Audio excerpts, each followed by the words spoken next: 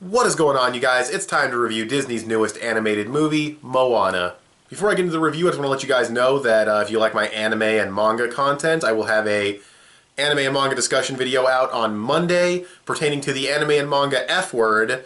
Well, actually, there's two of those, but in this case, it's filler, and that should be fun. And I might even be defending filler a little bit, so look forward to that on Monday. And with that said, let's talk about Moana.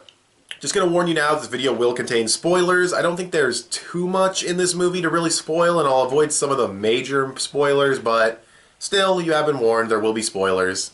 Let's get started. Moana is a movie about a girl named Moana, no shit, and her journey to find the demigod Maui, return his magic hook to him, or bring him to his magic hook rather, and then take a stone to an island and put it back before the world dies, and that's very, very generic sounding.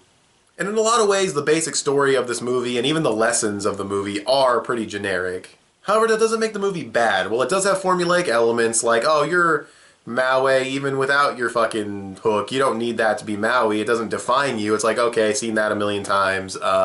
Everyone's getting along, everything's happy, hunky-dory, everything's cool, and then something happens, mean words are said, Maui leaves, and it's like, alright, now's the moping and doping scene, and you get a reprise of one of the better songs in the movie. I say one of the better songs, like, they're not that good. Actually, most of the songs are good, but it's one of the better songs, and you get a reprise of that, some really neat visuals. You know, you have Moana hitting her lowest low.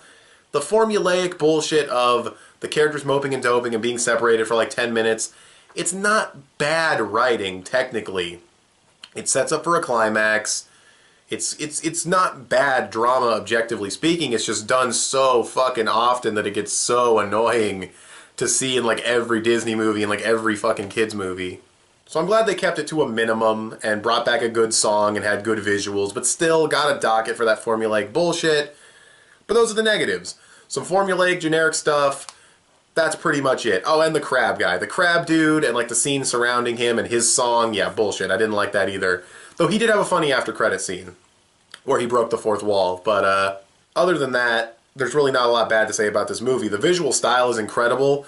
You cannot tell me that the people working on this movie were not inspired by The Legend of Zelda: The Wind Waker. They absolutely were, and if they say they weren't, they're lying. It's plain as day in the movie that they were inspired by Legend of Zelda, and not docking it at all for that. It looks awesome. I'm not talking like the visual style, like it's not a cel-shaded looking movie. You can tell that from the trailers.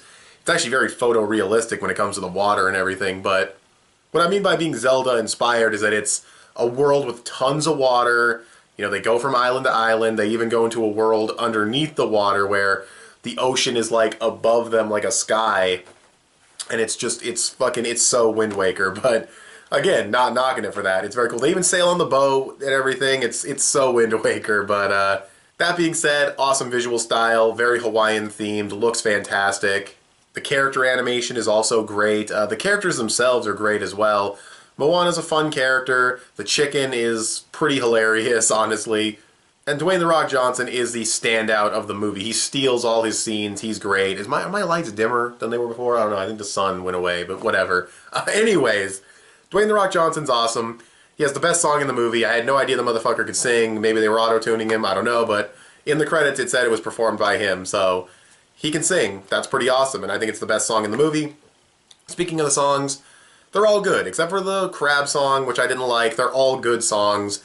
We have what could potentially be the new Let It Go, which is Moana's solo song, and it's better than Let It Go. I mean, I'm not going to try to be a hipster, but I will sound like one when I say this, but Let It Go was disgustingly overrated. I liked it. It's not a bad song at all, but holy fucking shit was it overplayed. That was insane. Like, you guys remember that shit from like, not even like a full year ago maybe that shit was still popular? Like, oh my, blew my fucking mind. I have no idea why that became so fucking popular, but yeah, I know I sound like a fucking hipster, but I'm just being totally honest. I did not get the hype for that song, but it was a good song.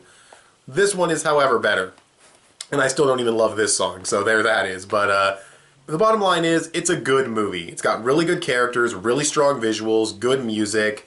Its weaknesses lie in not really having that unique of a message or moral, some formulaic elements, but if you can get past that stuff, I think you'll have a good time. It's definitely a good Disney movie. Disney is still hitting it out of the park with really fun movies. I like this movie better than Frozen, and I thought Frozen did a lot of like new things for the fairy tale style of movies, but even though this one's more formulaic, I actually prefer this one because I like the characters more, I like the setting more. Why didn't this movie come out in the summer? I'm just pointing that out, but no, I really enjoyed this movie. I'm going to give it a 7.5 to 8 out of 10.